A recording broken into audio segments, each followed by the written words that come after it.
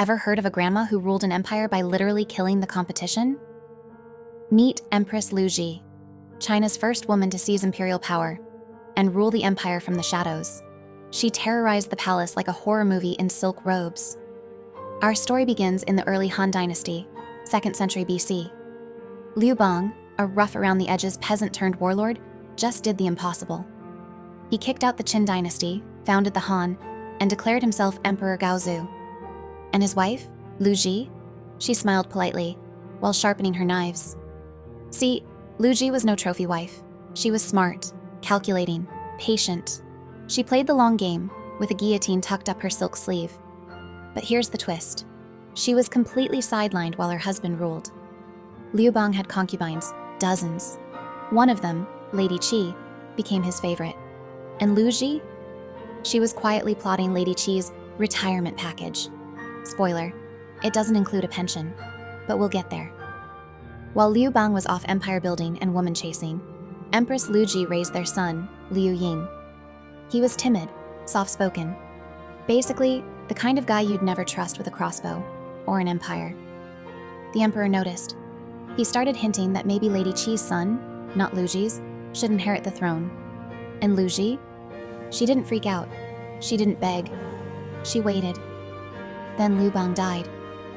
And oh boy, that's when the real Empress Lü Zhi showed up. She installs her son Liu Ying as Emperor He. But let's be real. She was pulling every string. He was emperor in name. She was Empress Dowager in charge. And anyone who disagreed? Let's talk about Lady Qi. Remember her? Lü Zhi personally ordered her arrested, but she didn't just execute her. That would have been too quick. Instead, she shaved Lady Qi's head, cut off her hands and feet, gouged her eyes, and dumped her in a pigsty. No, seriously. She renamed her the Human Swine, then invited her own son to go have a look. Even horror writers are like, "Ma'am, please." And Liu Ying? He was traumatized, tried to quit the throne, tried to drink himself to death. But Mummy Dearest wasn't done. Next up on the chopping block, every single other royal relative who posed a threat. See, the Han Dynasty was crawling with Liu Bang's old allies and extended family. And Empress Lü made it her personal mission to, simplify the family tree. One by one, rival princes vanished. Some were accused of treason. Some just fell downstairs. Every time someone looked too powerful, too popular, boom, they were gone. Lü Zhi didn't just kill enemies. She curated their deaths. One prince was accused of plotting rebellion. Before he could blink, she invited him to dinner, handed him a poisoned cup, and smiled as he drank.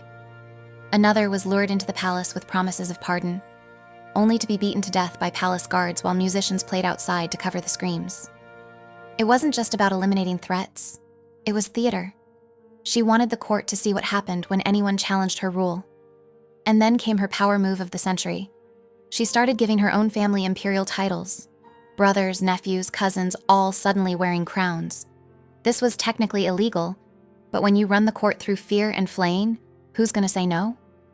By now, the court wasn't a court. It was a haunted house. And Empress Lü? She was the ghost, the monster, and the puppet master all at once. But here's the twist. Despite all the murder and mutilation, she was actually a pretty effective ruler. Yeah, shocking. Taxes were stable. The peasants weren't revolting, yet. The borders were relatively quiet. Turns out, ruling through terror can be efficient. But this peace was fake, held together with silk threads and blood. Because the minute she died, the entire court snapped back like a stretched out bowstring. But we're not there yet.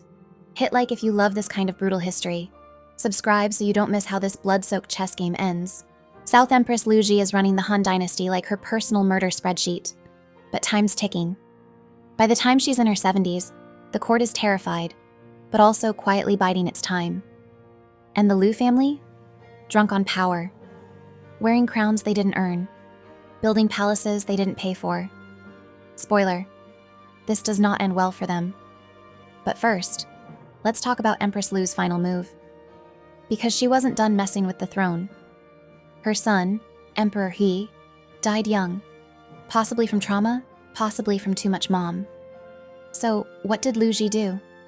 She installed a child puppet emperor on the throne, then another, and another. These weren't rulers. They were toddlers in robes while Empress Lü signed the orders.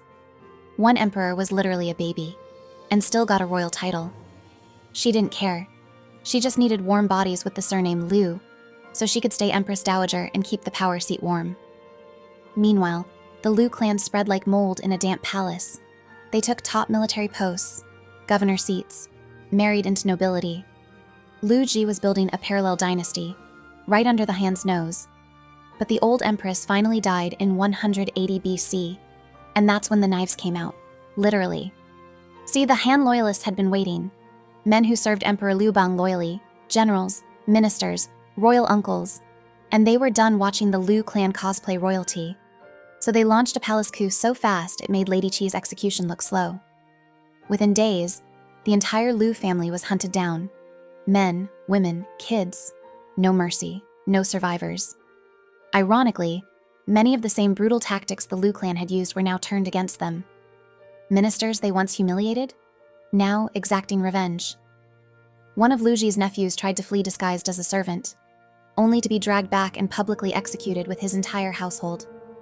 The empire wasn't just purging a family, it was cleansing itself of fear, one body at a time. And the baby emperors Lü Zhi had installed? Removed like decorative vases. And in their place came Emperor Wen. He was a true Lü heir, son of Liu Bang, and very much not a Lü. Emperor Wen immediately began a PR cleanup tour. He restored order, lowered taxes, and tried really hard to erase the entire Lü era from public memory. Didn't work, because Lü Zhi's reign was unforgettable.